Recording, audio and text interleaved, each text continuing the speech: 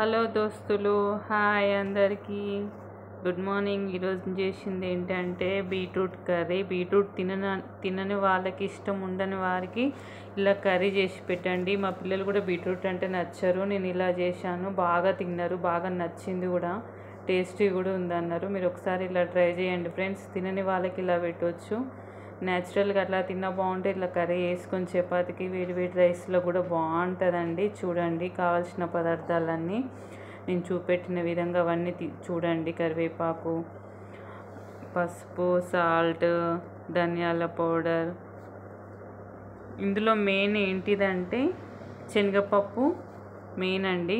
బాగుంటుంది అన్నట్టు స్పైసీగా. దాంట్లో బీట్రూట్ అవి పీసులు వస్తే అవి కాంబినేషన్గా రెండు తినేస్తుంటే చాలా బాగుంటాయి అన్నట్టు. కాకపోతే ఇది డీప్ ఫ్రై చేసుకోవాలండి. బాగుంది.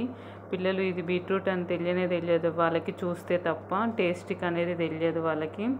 తింటుంటే కూడా ఇది బీట్రూట్ అనేది వాళ్ళకి అర్థం కాదు. అంత టేస్టీగా చాలా బాగుందండి. సేమ్ క్యారెట్ మనం కర్రీ ఎలా చేసుకుంటామో సేమ్ డిట్టు అలానే వచ్చిందండి.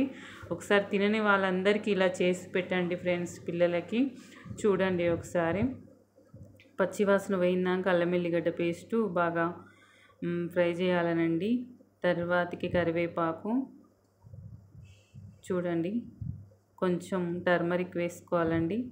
ఇప్పుడు వస్తే బీట్రూటు ఇంకా సన్నగా కట్ చేసినా పర్వాలేదు, ఇష్టం అండి, ఎవరిష్టం వాళ్ళది. కాకపోతే నేను చాలా సన్నగా చేస్తే కంటే ఈ మీడియం సైజ్ బాగుంటుంది అన్నట్టు ఇలా కట్ చేసుకున్నా. సాల్ట్, పచ్చికారం మాత్రం అస్సలు వేయద్దు ఫ్రెండ్స్. దీనికి పచ్చికారం అస్సలు వేయకండి, స్టమక్ పెయిన్ వస్తుంది. ఈ రెడ్ కారం, మిర్చి పౌడర్ అయితేనే దీనికి బాగుందండి. ఒకసారి మీరు ఇలానే ట్రై చేయండి. పచ్చికారం అనేది పచ్చిమిర్చి కట్ చేయండి కానీ మిక్సీకి పట్టి వేయకండి. ఒకవేళ వేసినా కానీ పచ్చిమిర్చి కారము, ఈ రెడ్ మిర్చి కారం వేసుకోవచ్చు. అది కొంచెం ఇది కొంచెం. కాకపోతే మొత్తం టోటల్గా పచ్చికారం అనేది వేయకండి ఫ్రెండ్స్. చాలా టేస్టీగా ఉంది, బాగుందండి. అసలు ఇలా ఎంత బాగా అనిపిస్తుంది అంటే తింటా ఉంటే తినబుద్ధి అవుతుంది రియల్గా. తినని వాళ్ళకి ఇలా చేసి పెట్టండి ఫ్రెండ్స్. చాలా చాలా బాగుంది. ఫస్ట్లో మేము ఇది బాగుంటుందో బాగుండదో, పిల్లలు తినకుండొచ్చు అని నేను అనుకున్నాండి. వాళ్ళని చాలా బతలాడాలి బీట్రూట్ తినండి అని. అందుకని నేను ఇలా చేసి పెట్టాను. చాలా బాగుంది అన్నారు పిల్లలు. ఎంత టేస్టీగా ఉందంటే మీరు ఒకసారి ట్రై చేయండి ఫ్రెండ్స్. రైస్లకు అయితే భలే బాగుందండి. ఒకసారి నేను వాళ్ళకి తెలియదండి ఇది బీట్రూట్ అని. తింటే కూడా అర్థం కావట్లేదు, చూస్తే తప్ప. చాలా బాగుంది ఫ్రెండ్స్, ట్రై చేయండి. Thank you so much. Subscribe చేసుకున్న వాళ్ళందరూ థ్యాంక్ యూ అండి. బాయ్.